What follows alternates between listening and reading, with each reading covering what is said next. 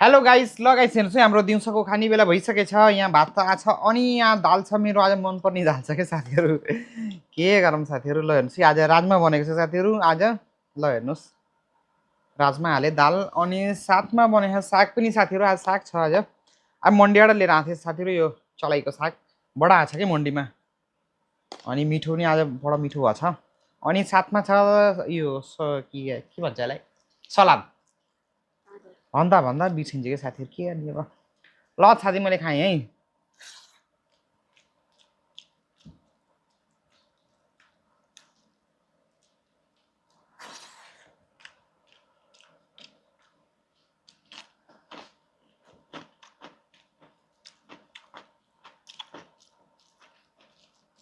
अनि साथीहरू सामान हाम्रो जम्मै तयार भइसकेको छ।